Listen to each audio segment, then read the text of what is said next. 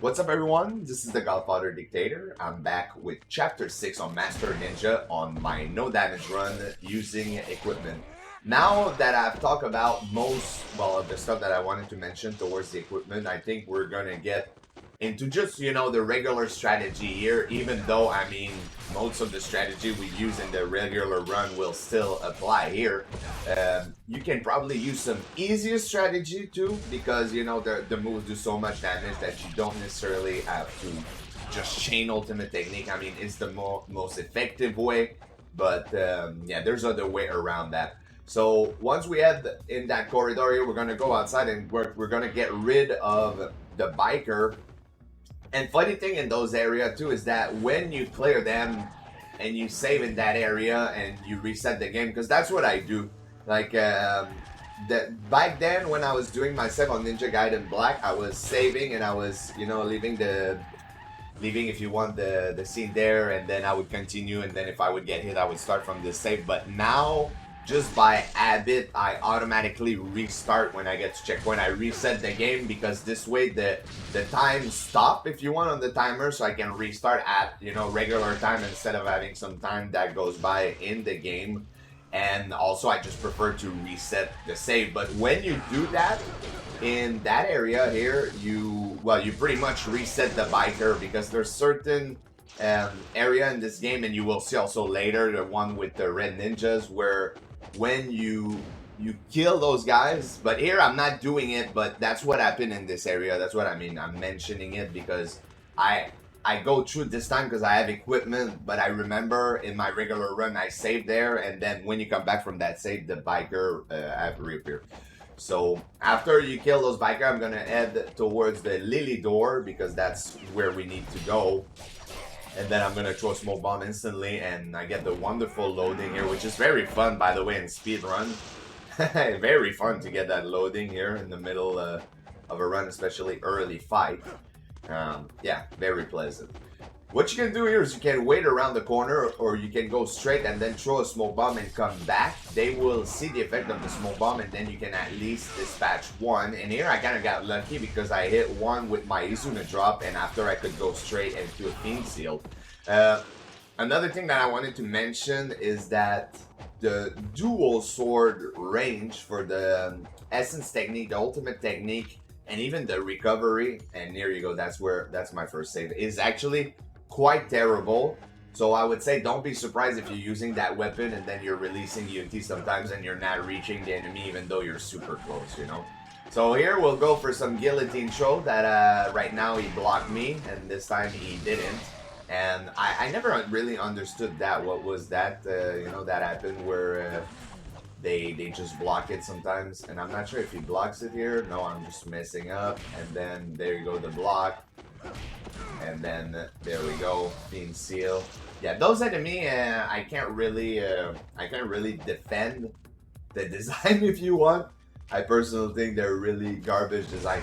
If you use the camera trick, like I just did here, you can pretty much makes it that you can get really close to those soldiers without them attacking you. And there's a couple of places in the game where you can actually do that to your advantage. So here I'm gonna get the Scarab, and then I'm gonna go back up. In this area here, it's because you have that hole from the railing right here, you can just jump down.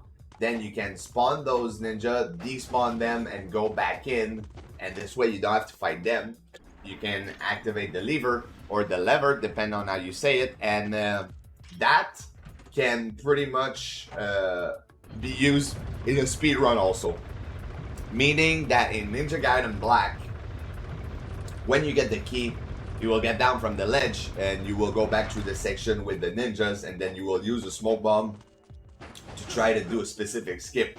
In here, you can just jump off the railing, come down, go in the area, trigger them, despawn them by going outside, then going back in quickly to make sure they don't spawn again, and you're good to go. So once we reach that area here, I'm gonna dispatch those 3 red ninjas, And then I'm gonna go get the Scarab. There's two in that area, so there's one that's right by the save point, and there's one that's a little further in down the road to the right. And here, this is one of those fights that I was talking about, same as the biker, because I know I will save here. So when I save in that area, you will see that every time you save, the ninja will respawn, so you just gotta be careful, especially because I'm going for a no damage run. What I do usually is I try to trigger them to do one attack, so then after, you know, I can continue and I don't have to worry about them hitting me. So here we're saving, and then here we go, continue from that, bait an attack, and then get out of that area.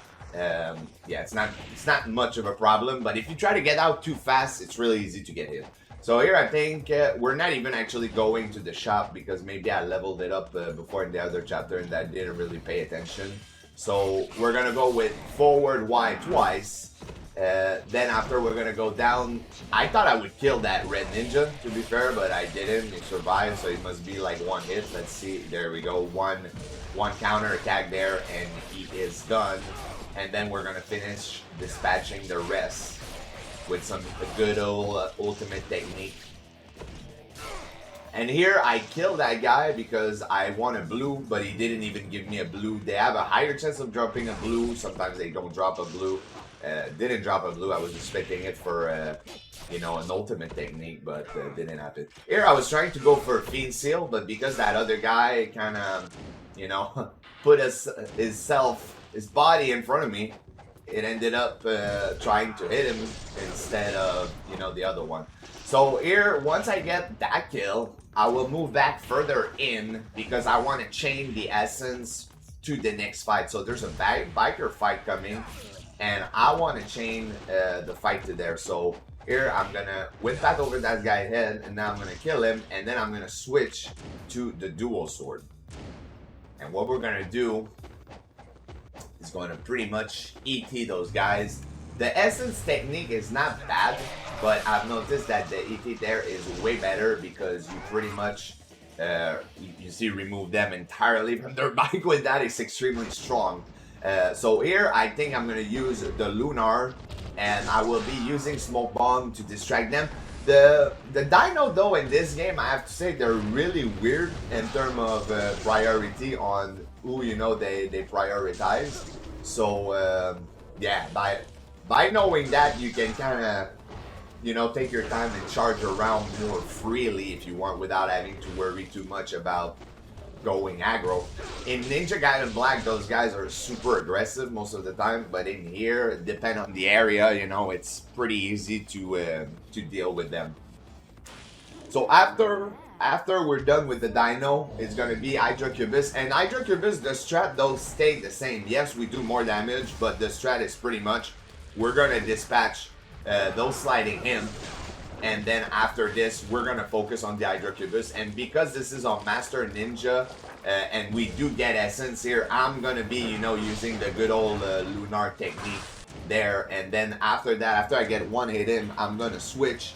And I think by doing that, I'm gonna try to go maybe for the one cycle, but I don't think you can do it. Look at that damage here. I don't know. Maybe I think maybe now that I see it, maybe I could have done it. Actually, it's hard to say because you do so much damage. But I did get interrupted by those imps. Regardless, I'm gonna move further back in, and then I'm gonna start dispatching the extra one again. Now here the wave will start spawning, obviously, because I triggered multiple wave, if you want, by dispatching one of the imps. Here that was super scary because I was actually close to getting hit by the puddle, and those imps would not aggro on me. So yeah, that part I was a little scared of getting hit. So we're gonna go back at the opposite side of the arena, and then we're gonna dispatch those other imps. I'm not sure. I think I will dispatch all 8 of them, mainly because now, you know, they're all out, so that will be it. Once they're cleared, that's done. Then we'll move in mid again to the Hydrocubus, and then we'll do the Lunar UT. We'll wait when he moves his tentacle, and then we got hit on both sides. So after that, we can use the Dragon Claw and then remove the tentacle, and there it is. That was the chapter. So that's it, guys, for this chapter. I hope everyone enjoyed the video. If you have any question about anything, feel free to ask them in the comment below. And if not, I will catch up on chapter 7 next time. Peace out.